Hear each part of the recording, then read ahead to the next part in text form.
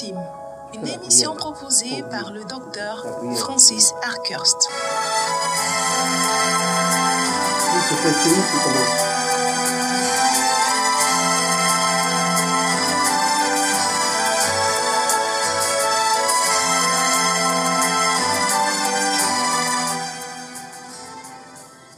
Seigneur, au nom du Père et du Fils et du Saint-Esprit. Amen. Amen. Seigneur, toi le maître de tout, je voudrais te rendre grâce de nous avoir donné cette opportunité de partager avec tes enfants en ce temps de carême, temps de pénitence, temps de prière. Esprit Saint, prends le contrôle de cette émission. Dirige-le de bout en bout. Dispose les cœurs de tes fidèles à accueillir ces messages que tu vas leur donner. Mets sur nos lèvres des paroles apaisantes, capables de renforcer la connaissance de tes enfants et leur spiritualité. Amen. Amen. Oh Jésus, Jésus, voici nos vies. Jésus, voici mes soucis. Redonne espoir à tous. Que tes vives eaux inondent nos âmes. Quelle belle chanson. Quelle, je dirais, belle mélodie. En ce temps de carême, nous avons véritablement besoin d'avoir notre esprit en contact avec l'Esprit de Dieu.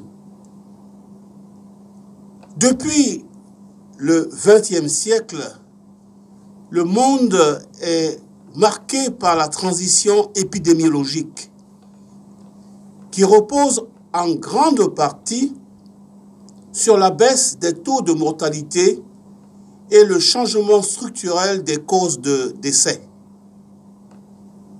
Le changement de la mortalité est interprété comme la conséquence du développement économique et social, de l'application des mesures d'hygiène alimentaire, des progrès d'assainissement, puis plus tard de l'utilisation de nouvelles armes de la médecine curative, entendez par là l'utilisation des antibiotiques, ou préventive, entendez par là l'utilisation des vaccins. Dans un monde globalisé, les maladies infectieuses émergentes ou réémergentes, telles le paludisme ou la tuberculose multirésistante, constituent l'un des défis majeurs pour la santé publique dans les prochaines décennies. Le XXe siècle a connu un très net recul des maladies infectieuses sous l'influence des progrès de la médecine et du développement de la prévention par rapport donc aux vaccinations ou alors de l'amélioration générale du niveau de vie. Cette évolution a culminé avec l'éradication de la variole en 1977 dans beaucoup de pays en développement ou alors émergents. La transition épidémiologique touche à son terme avec le succès remporté sur les maladies infectieuses. La plupart d'entre eux ont fait depuis la Seconde Guerre mondiale d'immenses progrès, participant ainsi au mouvement général de convergence d'augmentation d'espérance de vie. Mais depuis lors, on observe l'apparition de plusieurs maladies nouvelles, souvent létales, et ayant surtout une incidence directe ou indirecte sur notre vie sexuelle, disons-le tout net, sur notre vie intime. Je suis le docteur Francis Arkhurst. Merci de nous faire confiance et de nous accueillir dans votre intimité familiale dans ce temps d'antenne que nous vous proposons chaque troisième mercredi du mois de 21h à 22h30 La partie technique est assurée par Eloko Moïse. Vie intime est une émission d'information et d'éducation sur la santé et la psychologie sexuelle pour une bonne santé spirituelle, un esprit sain dans un corps sain. Émission sans tabou, touchant toutes nos préoccupations de santé et de psychospiritualité au service de l'épanouissement de l'homme et de la femme et du couple. Ce soir, pour votre information, nous allons vous proposer d'approfondir nos connaissances sur les maladies émergentes et sur les maladies qui disparaissent et qui réapparaissent. Voilà, je crois que c'est plus direct ainsi. Et pour parler de ce sujet, nous avons la grâce de recevoir pour vous le professeur Vro-Joseph Beignet, qui est professeur titulaire de santé publique. C'est bien ça, professeur titulaire en santé publique, et qui est directeur général de l'Institut national d'hygiène publique. Bonsoir, professeur. Bonsoir, docteur Akest. C'est une joie pour nous de vous recevoir. Soyez le bienvenu ici à Radio Espoir. Et je voudrais, au nom du directeur général de la radio et de toute la direction, vous dire tout l'honneur que nous avons de vous avoir ici dans nos studios. Merci. Et merci vraiment pour cette grâce que vous faites à notre radio et surtout aux auditeurs et aux auditrices de Radio Espoir de pouvoir venir nous parler de ces maladies émergentes. Professeur, soyez remercié une fois de plus pour votre présence ici. Mais avant donc de continuer notre, je dirais, notre dialogue, on va essayer d'envoyer des vœux dans un espace de convivialité.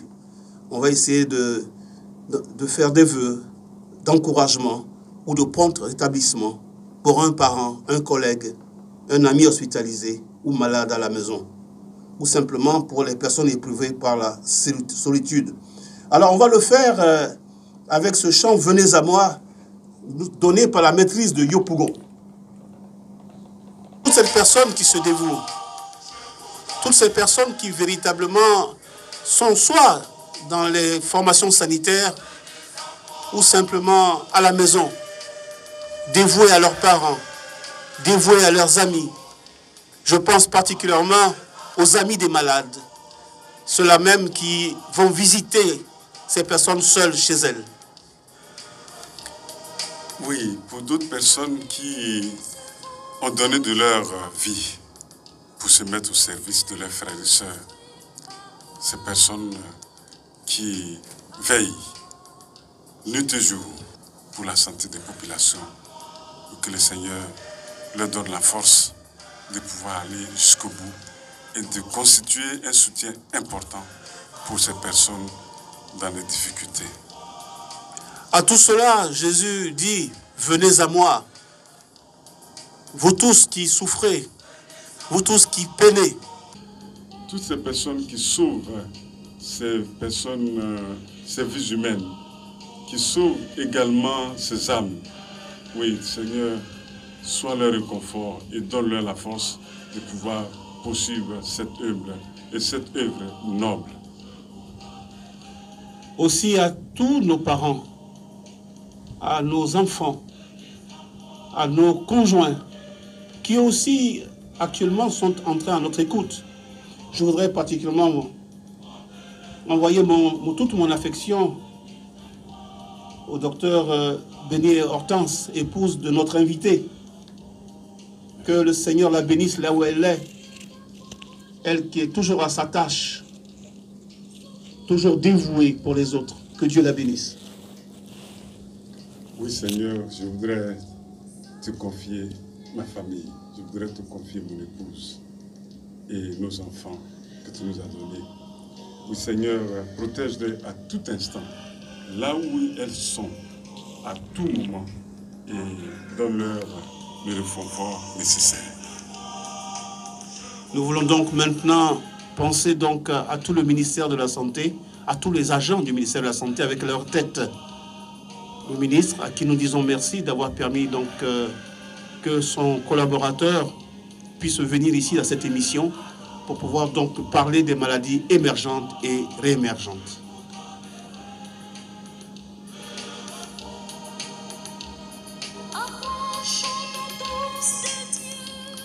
Auditeurs et auditrices de Radio Espoir, vous êtes donc à l'émission Vie Intime. Et ce soir, nous avons la grâce de recevoir pour vous le professeur Bélier Biro Joseph, qui est professeur titulaire de santé publique. Ah, c'est bien ça, hein, je ne me suis pas trompé dans la manière de présenter. Et ce soir, nous allons parler des maladies émergentes et réémergentes. Professeur, qu'est-ce qu'une maladie émergente? Qu'est-ce qu'une maladie réémergente? Merci, docteur Acoste. Avant tout propos, permettez-moi, au nom de Madame la ministre de la Santé et de l'Hygiène publique, de rendre un hommage et de remercier le directeur de Radio Espoir et son équipe, cette radio qui fait un travail remarquable d'information, d'éducation de nos populations. Cette radio qui aujourd'hui nous donne l'occasion de donner le message qu'il faut, le message qui nous sera inspiré par notre Seigneur et qui permettra donc de faire le relais auprès des populations de nos messages de sensibilisation. Merci encore une fois pour cette opportunité que vous nous offrez. Alors, les maladies émergentes, il faut dire que sont de plus en plus d'actualité parce que les maladies émergentes et réémergentes sont des maladies, on va en parler, qui surviennent du fait du changement, du bouleversement au niveau mondial. Il faut dire que les maladies d'abord émergentes, c'est des maladies qui sont nouvelles. C'est des maladies qu'on ne connaissait pas et qui surviennent dans un espace donné ou dans une population donnée et qui sont marquées essentiellement par le nombre de cas augmenté et par une prévalence, c'est comme ça qu'on appelle dans le jargon, ou une incidence élevée. Donc alors, un nombre de cas important. Alors on parle donc de maladies nouvelles, on comprendrait nous plutôt infection nouvelle. Infection nouvelle, oui. Mais il faut dire tout net que les maladies émergentes, elles peuvent être transmissibles comme non transmissibles. Mais dans le cas d'espèces, nous allons nous focaliser sur les maladies infectieuses transmissibles. Très bien. Alors, vous venez de nous dire que c'est une maladie qui apparaît pour la première fois, je parle des maladies émergentes, qui apparaissent donc pour la première fois dans une population donnée ou dans une région donnée. Vous pouvez nous donner un exemple? Oui, on a l'exemple qu'on connaît, le sida par exemple. Le sida, c'est une maladie émergente, qui était émergente dans les années 80 et qui est due au virus de l'immunodéficience acquise. Et c'est une maladie, nous connaissons ce mode de transmission. Le mode de transmission le plus fréquent et le plus répandu, c'est la voie sexuelle. Bien sûr. Et évidemment, il y a également le mode de transmission sanguine. Ce mode-là, il y a aussi la transmission mère-enfant, qui aujourd'hui, grâce aux nouvelles technologies, nous permet de réduire un tant soit peu la prévalence de la maladie. Les signes, on les connaît, état général altéré, on n'en parlera pas suffisamment. Bien sûr. Mais le diagnostic, on connaît également, il faut faire son test.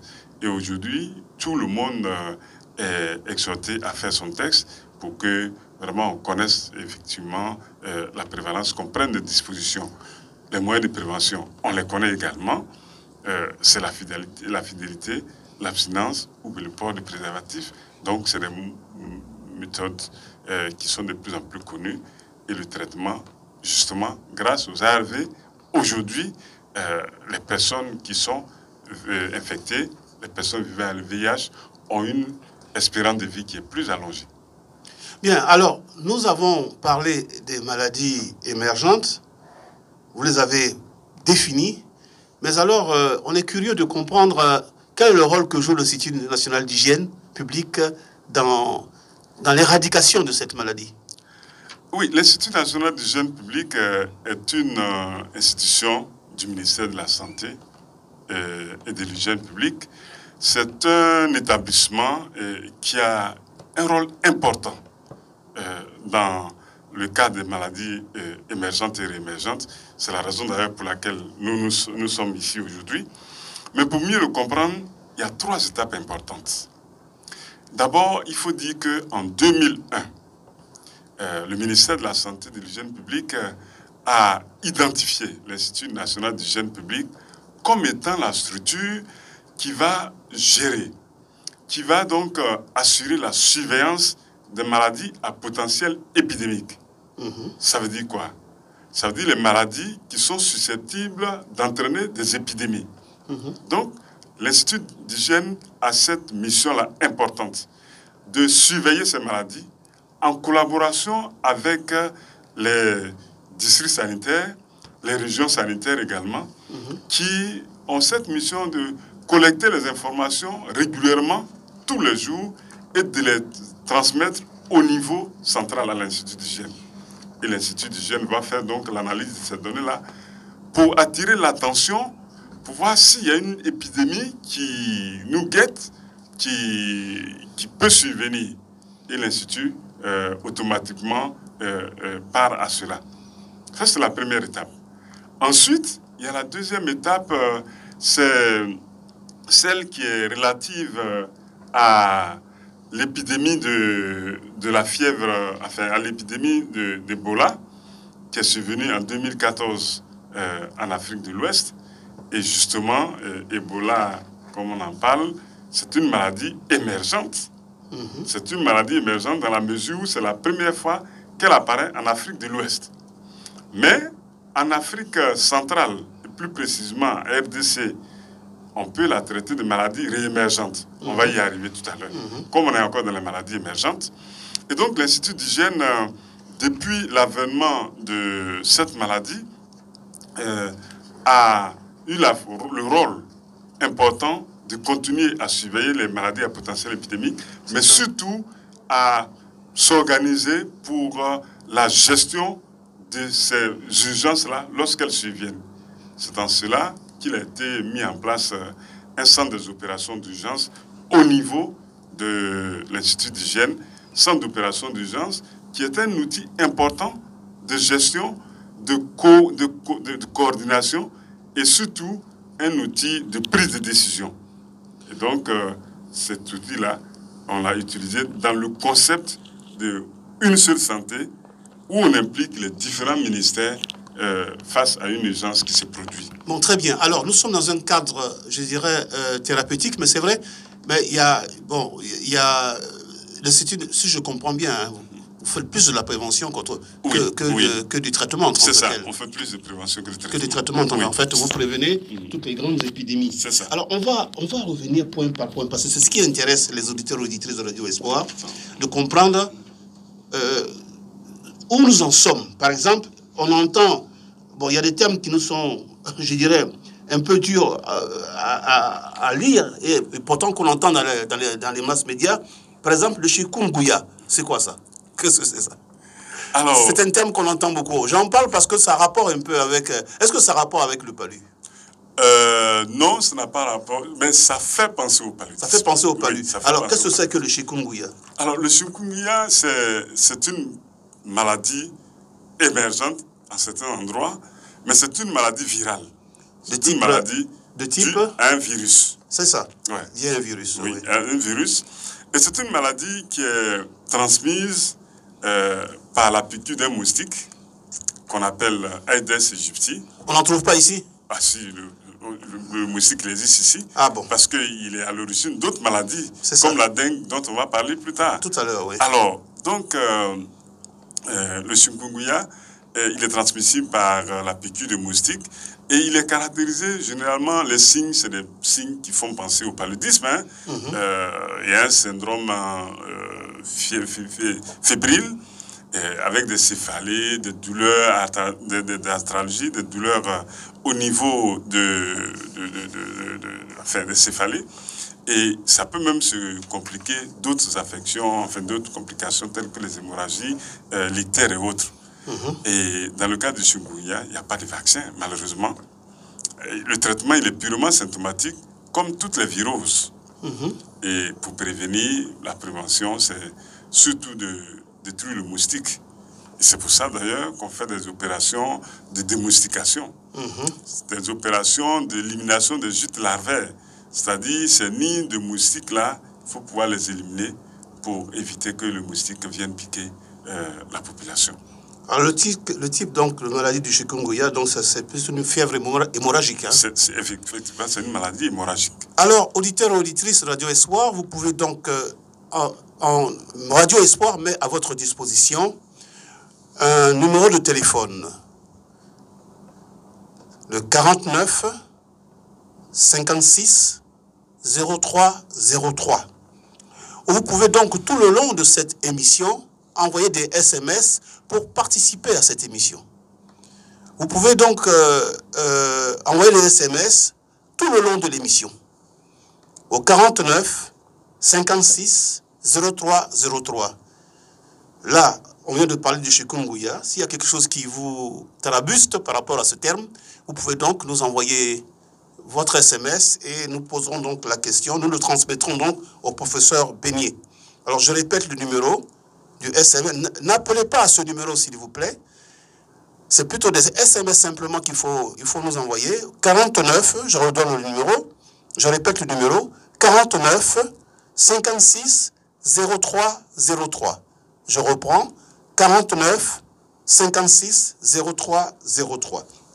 Bien, après avoir parlé donc du chikungunya, on va parler un peu de la dengue. Alors, qu'est-ce que c'est que la dengue? Alors, la dengue, au même titre que le chikungunya, c'est une fièvre hémorragique et qui est transmise par la piqûre de ces moustiques, ces méchants moustiques qu'on appelle communément le moustique tigre.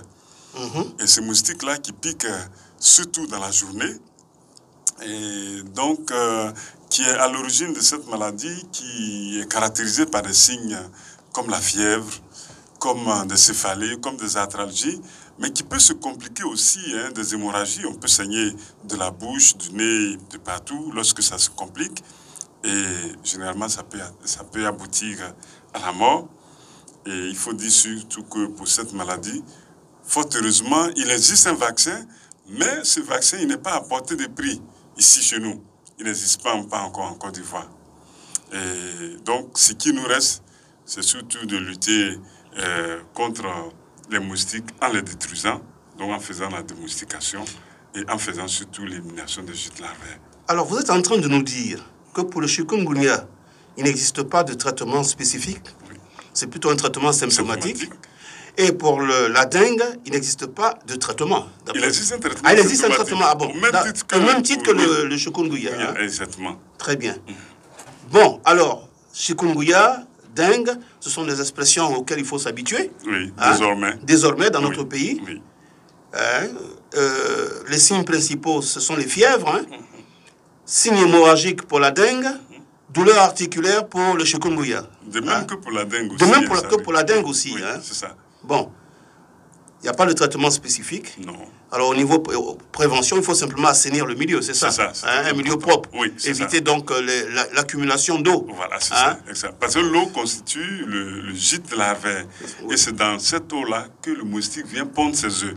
Et au bout de quelques jours, le moustique, les œufs vont se transformer en moustique qui va venir nous piquer dans notre maison. Et donc, c'est la raison pour laquelle il faut que dans nos maisons, les pots de fleurs, où il y a de l'eau qu'on accumule, il faut régulièrement les vider parce qu'on entretient des moustiques dans notre maison qui viennent nous piquer pour nous donner la maladie. C'est ça.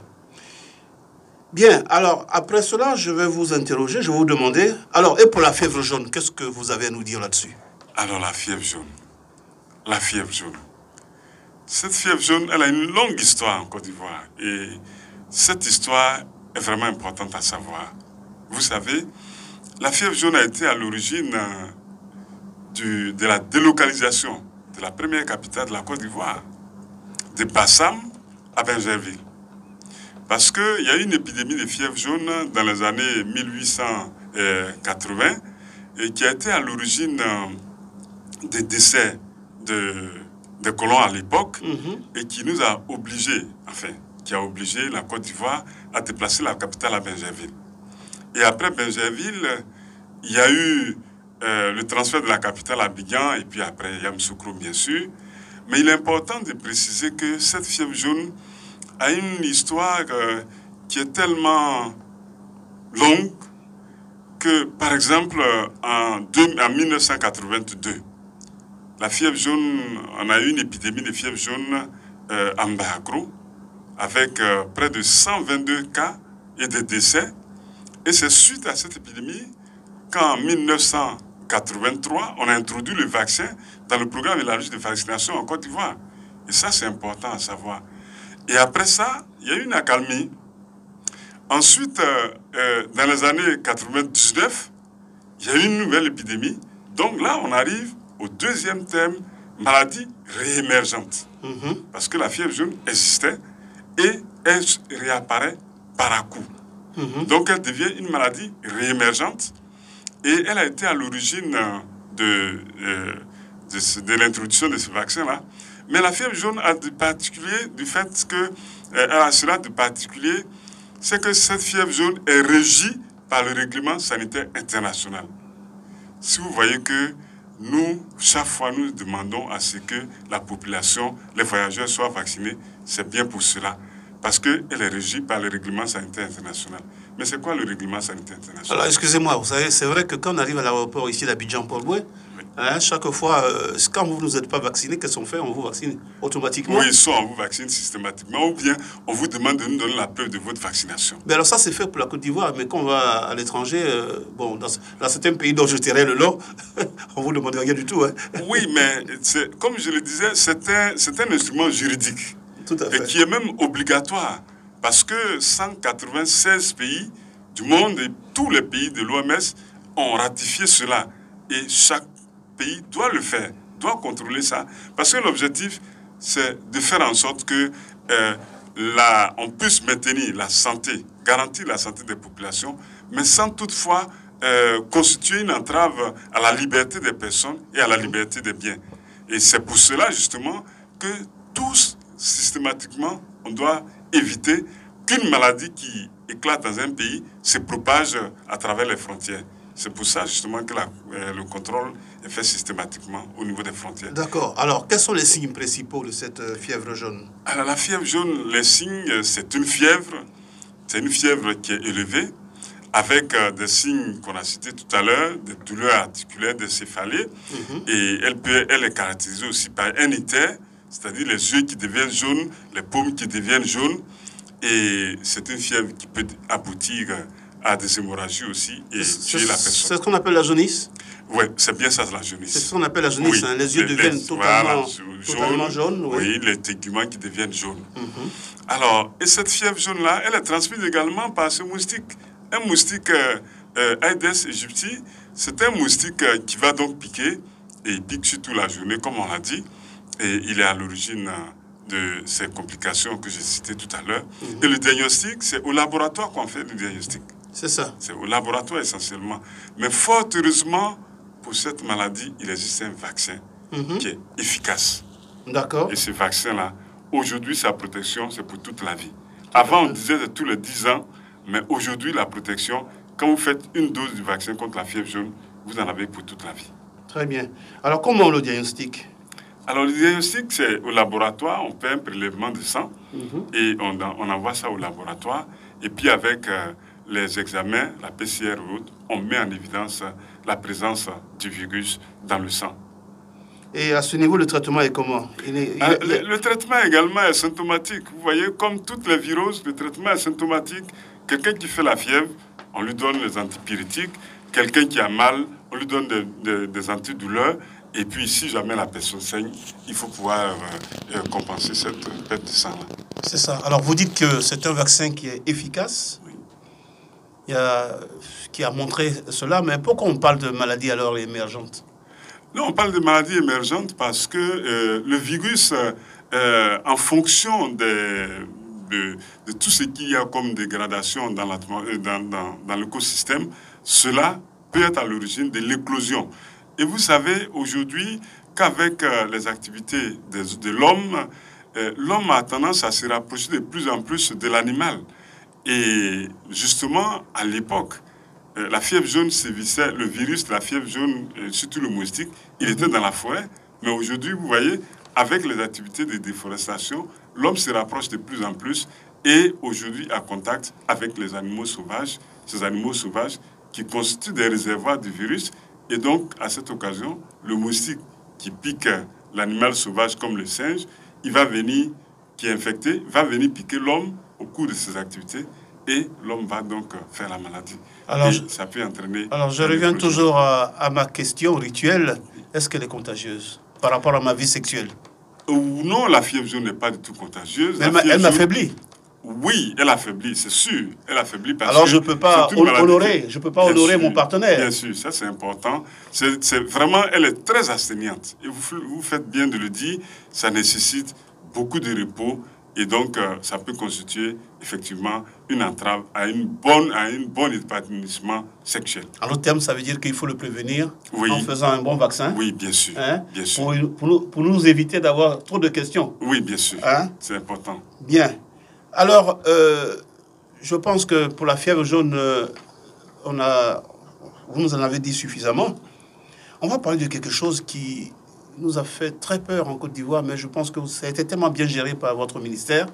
Merci beaucoup pour le traitement que vous avez accordé donc à cela. Il s'agit de la fièvre Ebola. Oui, de la fièvre Ebola. Je profite de l'occasion pour rendre encore à votre suite un hommage à Madame la ministre de la Santé et de l'Hygiène publique, le docteur Raymond Goudou, qui, dès l'instant où l'épidémie a été déclarée dans les pays de la sous-région, automatiquement nous a instruits pour que nous nous mettions à prendre des dispositions pour éviter que cette maladie entre en Côte d'Ivoire. Et tout le monde a été sensibilisé. Au plus haut niveau, l'État de Côte d'Ivoire a pris toutes les dispositions. Et cela nous a fallu que nous n'ayons pas de cas. Alors, la fièvre, la maladie hémorragique, la maladie à Ebola, le virus de l'Ebola, c'est une maladie qui est virale aussi. C'est une maladie virale aiguë et qui peut survenir, qui survient pour la plupart du temps de façon brutale. Et c'est une maladie caractérisée par une fièvre avec des signes classiques de virose, les douleurs, on peut avoir des hémorragies. Et cette maladie-là, il faut dire qu'elle est très astreignante et elle a un taux de létalité élevé.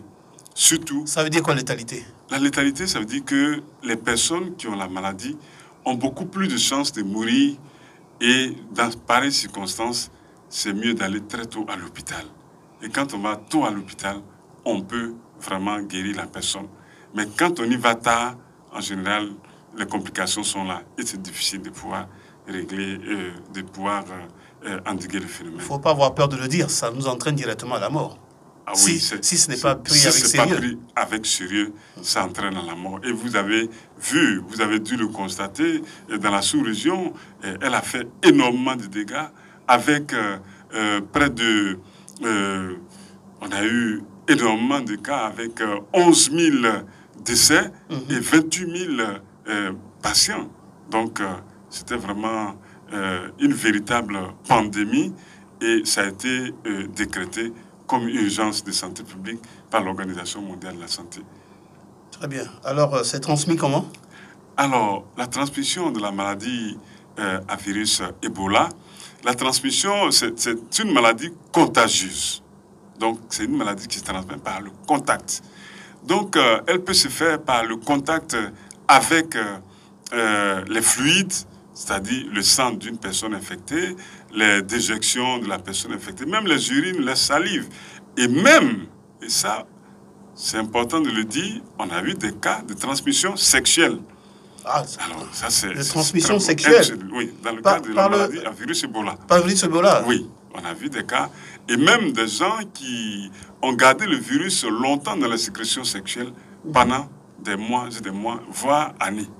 Et donc, ici, c'est vraiment important de le dire. Et c'est une maladie pour laquelle, malheureusement, il n'y a pas de vaccin pour l'instant. Il y a des essais vaccinaux qui sont en cours. On a fait les essais chez certaines personnes. Ça a montré des résultats probants. Mais pour le moment, il n'y a pas de vaccin vraiment qui est vulgarisé. Il n'y a pas de vaccin pour l'instant. Alors, c'est une maladie qui est immunisante. C'est-à-dire quelqu'un qui fait la maladie peut être immunisé.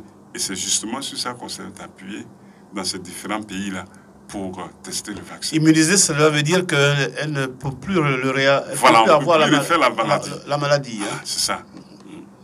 Alors là aussi, c'est pareil, il n'existe pas de traitement spécifique. Non, il n'existe pas de traitement spécifique. Ni de traitement symptomatique non plus. Voilà. Non, si, il y a un traitement symptomatique.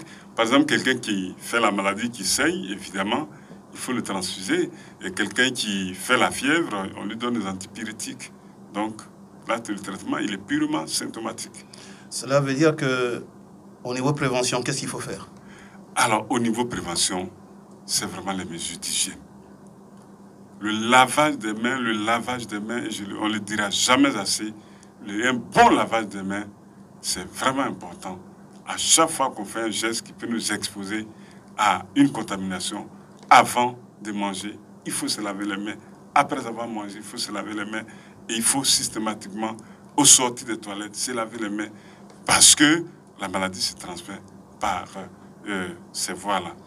Et c'est important également de pouvoir prendre des dispositions devant des cas avérés de maladie à virus Ebola, notamment les dispositions en termes de protection.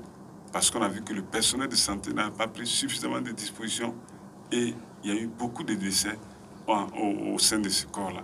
Et on a vu le port des outils, des équipements de protection individuelle et qui nous a permis d'endiguer un temps soit peu ce fléau-là.